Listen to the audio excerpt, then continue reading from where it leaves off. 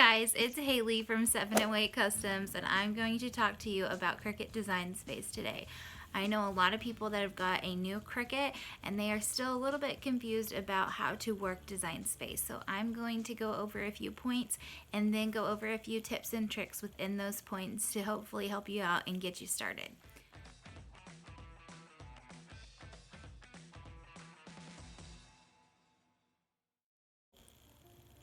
Alright, so I first want to talk about Cricut Access and what it is. Do you have to have Cricut Access? No, you don't. You can make your own files, but Cricut Access is a library of designs that you can use that Cricut provides for you at a monthly fee. So the first monthly fee is at $9.99, $7.99, and then again with $9.99. But those last two fees are billed yearly. So yearly it would be $95.88 and $119.88 billed yearly. So what Cricut Access is, again, is a full library of designs for you to use. If you click on your Cricut canvas, right over here on this side tools panel is a tab that says projects and a tab that says images. Let's click projects and you can see all the projects that Cricut has for you to use.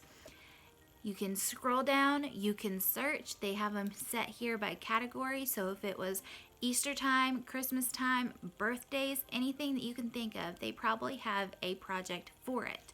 Now, if you don't have Cricut Access and you see something that you can't live without, you can still use it. You just click on it and it will tell you the price. So this project right here is 99 cents. And of course, if you have Cricut Access, it is free for you to use along with everything else. So you can do as many designs as you want to in your month time span. Now, let's go to images. Images with Cricut Access is actually pretty neat. If you type in anything, it will give you files to use. So I'm going to type in Mickey Mouse, and you get Mickey Mouse files. So these are, again, ready for you to use.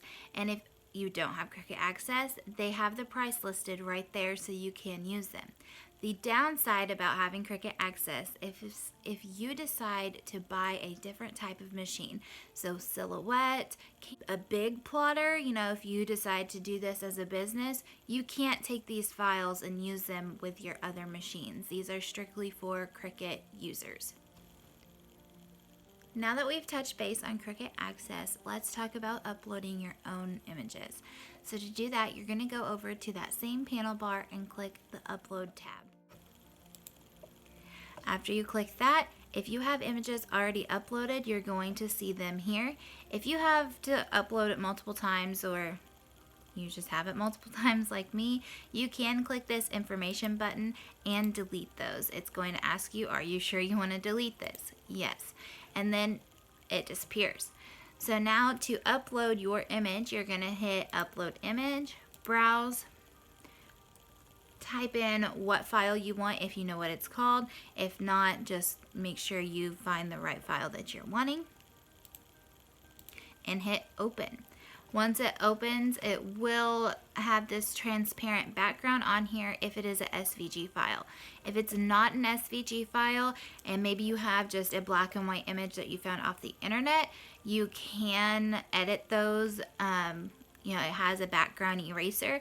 I do suggest finding images that aren't copyrighted, just because if you go to sell those, you could potentially get in trouble for that.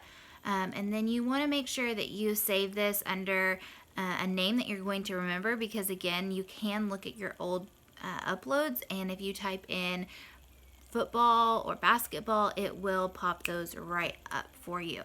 So let's hit save, and I will show you how to search an image.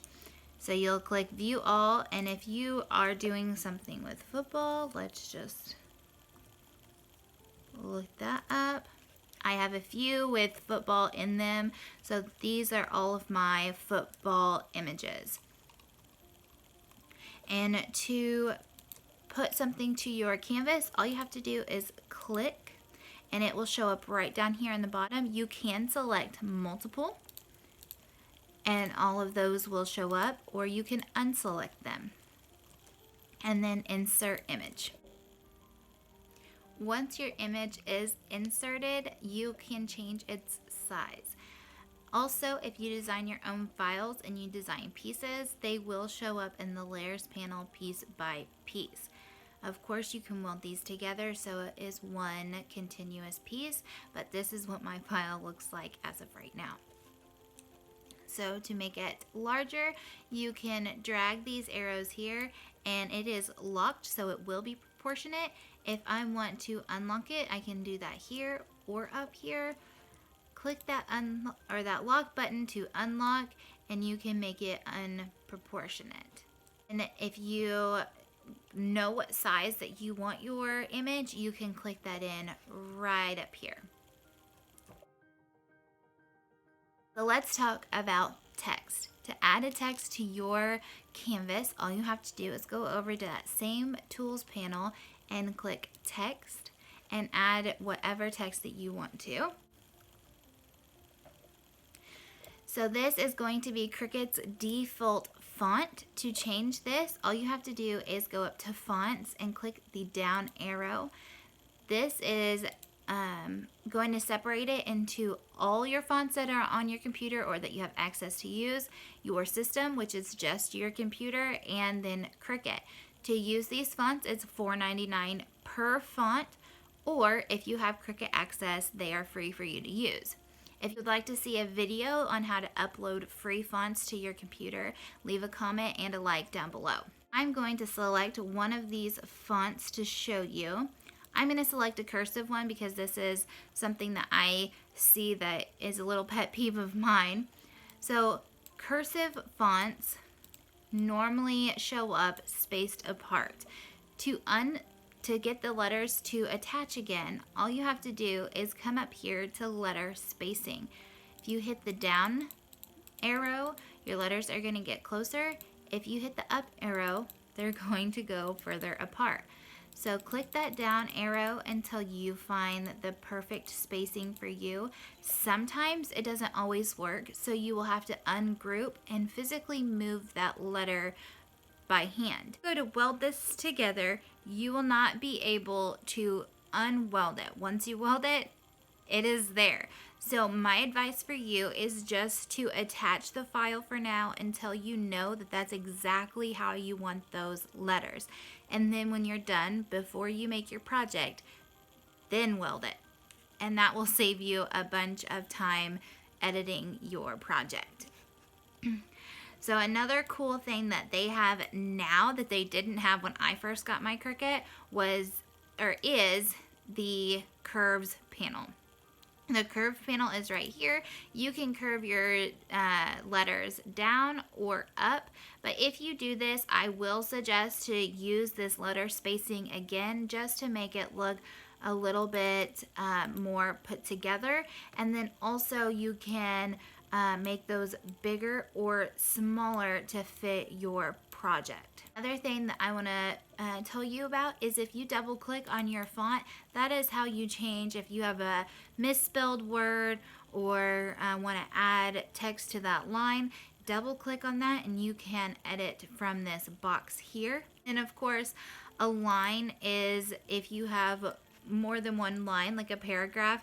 It's the same thing as if you were writing in the Microsoft Word. You know, you align to the center, the left, the right, and that will help you there. And another cool feature is if you select multiple items, you can hit align. Hit any of these, you can align them perfectly all to the center. Just align it center on a line, all to the left, all to the right, anything that you can think of. I'm going to do center here, and it will move it for you. So then if you have all of your blacks attached, you can send that to your machine and it won't move those. And so you'll still keep your perfect alignment even after you move your design to your cutting mat. So that is a few Cricut tips and tricks from me. If you liked this video, please subscribe to my channel because there will be a lot more coming, and leave me a comment down below on something that you don't quite understand on your Cricut or that you'd like to learn. See you next time.